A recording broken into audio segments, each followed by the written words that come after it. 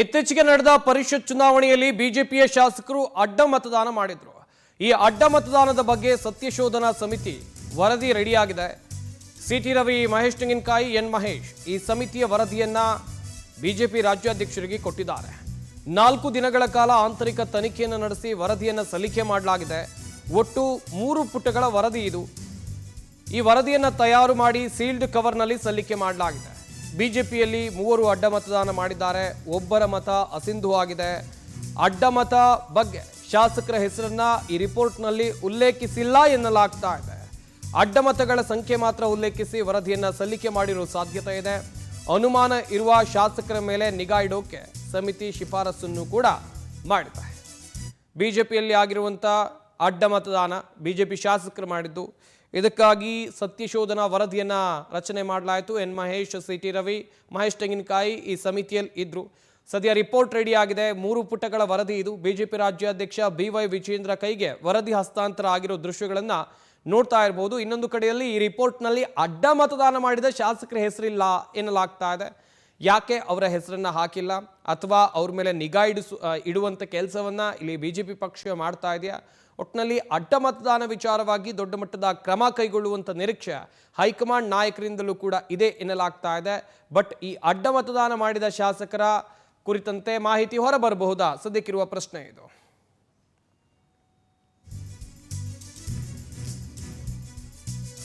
ಇತ್ತ ಬಿಜೆಪಿ ಪಕ್ಷದಿಂದ 3+1 ಅಡ್ಡ ಮತದಾನ ಆಗಿದೆ. ವಿಜೇಂದ್ರಗೆ ವರದಿಯನ್ನ ಸಲ್ಲಿಸಿದ ಬಳಿಕ ಸಿಟಿ ರವಿ ಕೊಟ್ಟಿರುವ ಹೇಳಿಕೆ ಇದು ಆಂತರಿಕ ತನಿಖೆಯ ವರದಿ, ಹೆಚ್ಚಿನ ಮಾಹಿತಿಯನ್ನ ಕೊಡೋದಿಲ್ಲ.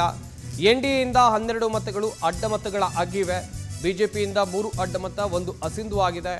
ಇವೆಲ್ಲ ಅನೈತಿಕ ಕ್ರಾಸ್ ವೋಟಿಂಗ್ ಅಂತೇಳಿ ಸಿಟಿ ರವಿ ಹೇಳಿಕೆಯನ್ನು ಕೊಟ್ಟಿದ್ದಾರೆ.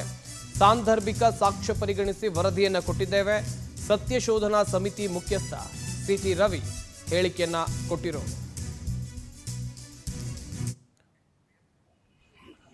3 ಜನರ ಸಮಿತಿಯನ್ನ ಅಧ್ಯಕ್ಷರಾದಂತ ಶ್ರೀ ವಿಜೇಂದ್ರ ಅವರು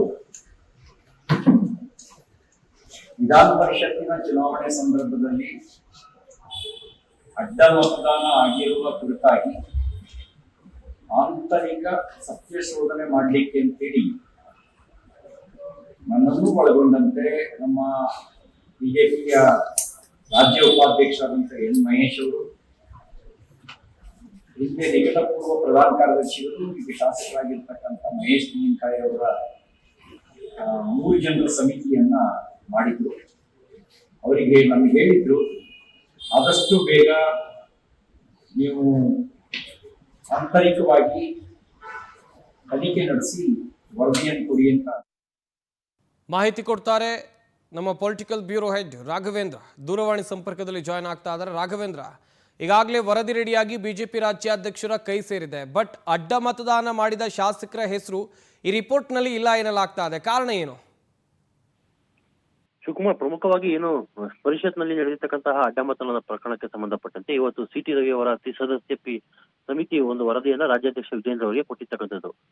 ಪ್ರಮುಖವಾಗಿ ಏನು ವಿಚಾರ ಸಾಕಷ್ಟು ಸದ್ದು ಮಾಡಿತ್ತು ಈ ಪ್ರಕರಣಕ್ಕೆ ಸಂಬಂಧಪಟ್ಟಂತೆ 25ನೇ ತಾರೀಕು ವರದಿಯನ್ನು ಕೊಡುವಂತೆ ರಾಜ್ಯಾಧ್ಯಕ್ಷರು ಸೂಚನೆಯನ್ನು ಕೊಟ್ಟಿದ್ರು. ಆದ್ರೆ 1 ದಿನದ ತಡವಾಗಿ ಈ ಒಂದು ವರದಿಯನ್ನ ಈಗ ಸಿಟಿ ರವಿ ನೇತೃತ್ವದ ತಂಡ ಕೊಟ್ಟಿರ್ತಕ್ಕಂಥದ್ದು. ಇಲ್ಲಿ ಪ್ರಮುಖವಾಗಿ ಯಾರ ಹೆಸರುಗಳನ್ನು ಸಹ ಉಲ್ಲೇಖ ಮಾಡಿಲ್ಲ. ಓನ್ಲಿ ಸಸ್ಪೆಕ್ಟೆಡ್ ಅಂದ್ರೆ ಅನುಮಾನಾಸ್ಪದ ಶಾಸಕರು ಅಂತ ಏನಿದ್ದಾರೆ ಅಂತವರ ಹೆಸರನ್ನ ಮಾತ್ರ ಕೆಲವೊಂದಿಷ್ಟು ಹೆಸರುಗಳನ್ನು ಉಲ್ಲೇಖ ಮಾಡಿ ಈ ಸಮಿತಿ ವರದಿಯನ್ನ ಕೊಟ್ಟಿದೆ.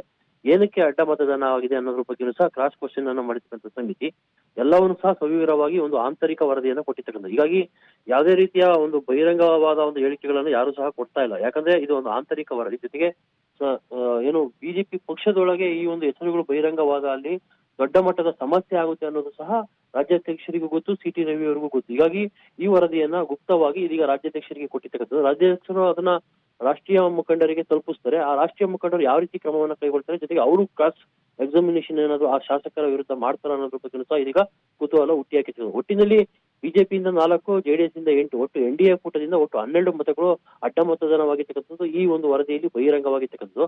ಆದ್ರೆ ಯಾರ್ಯಾರು ಮಾಡಿದ್ದಾರೆ ಅನ್ನೋದ್ರ ಬಗ್ಗೆ ಯಾವುದೇ ರೀತಿಯ ಬಹಿರಂಗವಾಗಿರ್ತಕ್ಕಂತಹ ಸ್ಟೇಟ್ಮೆಂಟ್ ಆಗಲಿ ಅಥವಾ ವರದಿಯ ಕೆಲವೊಂದಿಷ್ಟು ಅಂಶಗಳನ್ನಾಗ್ಲಿ ಎಲ್ಲೂ ಸಹ ಗುಟ್ಟನ್ನ ಬಿಟ್ಕೊಂಡು ಕೊಡ್ತಾ ಇಲ್ಲ. ಯಾಕಂದ್ರೆ ಇದೊಂದು ಆಂತರಿಕ ವರದಿ ಆಗಿರೋದ್ರಿಂದ ಸಾಕಷ್ಟು ತೊಂದರೆಗಳಾಗ್ಬೋದು, ಪಕ್ಷದಲ್ಲಿ ಸಾಕಷ್ಟು ಭಿನ್ನಮತಕ್ಕೆ ಕಾರಣವಾಗಬಹುದು, ಹೆಸರುಗಳು ಬಹಿರಂಗವಾದಲ್ಲಿ. ಹಾಗಾಗಿ ಎಲ್ಲವನ್ನು ಸಹ ಗುಪ್ತವಾಗಿ ಇಡಲಾಗಿದೆ ಶಿವಕುಮಾರ್. ಥ್ಯಾಂಕ್ ಯು ತಮ್ಮೆಲ್ಲ ಡೀಟೇಲ್ಸ್ಗಾಗಿ.